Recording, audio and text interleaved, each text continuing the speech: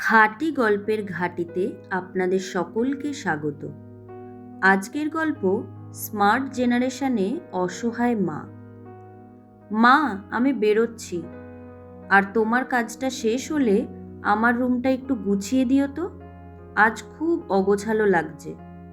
মধুদেবী মাথা না তুলে বললেন, হ্যাঁ ঠিক আছে বাবা, পথে সাবধানে যাস, আমি তোর রুমটা ঠিক করে দেব। ছেলে বেরিয়ে যেতেই তিনি তাড়াহুড়ো করে নিজের কাজগুলো সেরে ছেলের ঘরে গেলেন। রুমে ঢুকেই দীর্ঘশ্বাস ফেললেন। আহারে, জামা কাপড় বই খাতা সব একাকার করে রেখে দিয়েছে এই ছেলেটাকে না। সব কিছু সুন্দর করে গুছিয়ে ঘরটাকে পরিপাটি করতে করতে কখন দুপুর 2টো বেজে গেছে তিনি বুঝতেই পারেননি। খিদেতে পেট চো চো করছে, কিন্তু সন্ধ্যের আগে আবার ছেলেমেয়েরা এসে যাবে। সন্ধ্যাবেলা তারা বাড়ি ফিরতেই মধুদেবী জিজ্ঞেস করলেন, বলো আজ রাতে কি রান্না করব? মেয়ে বলল, মা লুচি আর আলুর দম করো না, আজ খুব ঠান্ডা ঠান্ডা লাগছে। মধুদেবী হাসলেন, বাবুর ঘর পরিষ্কার করতে করতে আজ একটু বেশি কষ্ট হয়েছে রে, আজ না বানালে হয় না। দুজন একসঙ্গে বলল, প্লিজ মা বানাও না। আচ্ছা আচ্ছা করব, তবে আমার ফোনটা একটু দেখে দিস না রে, তোর মাসির সঙ্গে 2 দিন কথা বলতে পারছি না, ফোনে কি যেন গোলমাল হয়েছে। মেয়ে অনু মুখ বেঁকিয়ে বলল, আবার তোমার ফোন? সবসময়ই না কিছু সমস্যা হতেই থাকে। একটু দেখেই দে না অনু, কথা বলতে পারছি না বলে মনটা খারাপ লাগছে। পরে দেখবো মা, তুমি আগে রান্না করো তো। মধুদেবী ফোনটা টেবিলে রেখে রান্নাঘরে চলে গেলেন। রান্না শেষে এসে দেখলেন ফোনটা ঠিক একই জায়গায় পড়ে আছে, কেউ ছুঁয়েও দেখেনি। তিনি এবার ছেলেকে বললেন, আকাশ, আমার ফোনটা একটু দেখে দে না বাবা, 2 দিন ধরে মাসির সঙ্গে কথা বলতে পারছি না। আকাশ সিনেমা দেখছিল। এখন না মা, পরে বলল, খুব ইন্টারেস্টিং জায়গায় আছি, একটু দেখে দে না বাবা, খুব দরকার আছে। উফ মা, বললাম তো পরে দেখব, তোমার এসব ছোটখাটো ব্যাপারে আমাকে বিরক্ত করো না তো। বলেই আবার স্ক্রিনের দিকে তাকিয়ে গেল। মধুদেবী চুপচাপ ঘর থেকে বেরিয়ে গেলেন। মনে মনে বুকে কষ্ট ভরে গেল। আমি এদের জন্য এত কিছু করি, আর আমার জন্য 2 মিনিটও সময় নেই।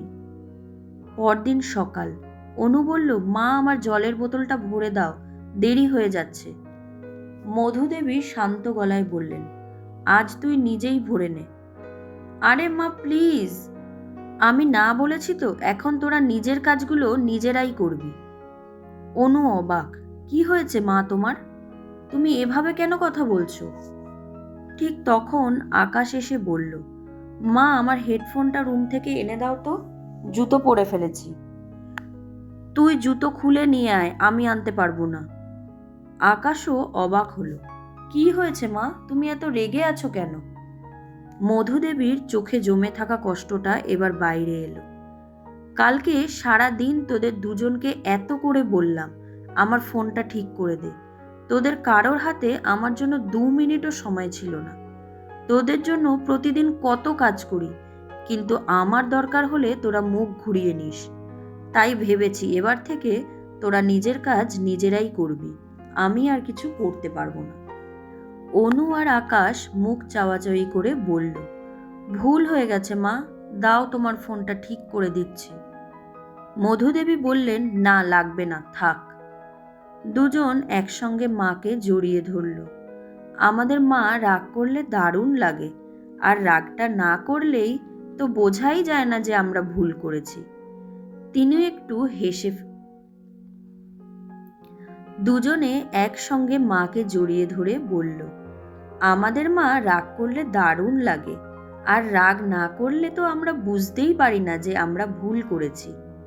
তিনি একটু হেসে ফেললেন। অনু ফোনটা নিয়ে ঠিক করে দিল, হয়ে গেছে মা, এখন মাসির সঙ্গে কথা বলো। আর শোনো, জলের বোতল ভরে নিয়েছি, দাদার হেডফোনও নিয়ে এসেছি, আমরা যাই, তুমি সাবধানে থেকো। দুগ্গা দুগ্গা।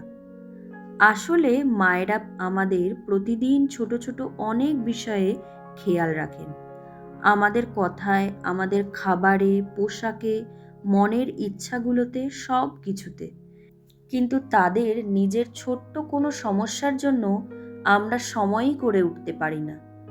এই প্রজন্মের মায়েদেরই হয়তো শেষ বিশ্বাস, কিছু হলে আমার ছেলে মেয়েকে দেখালে ঠিক করে দেবে।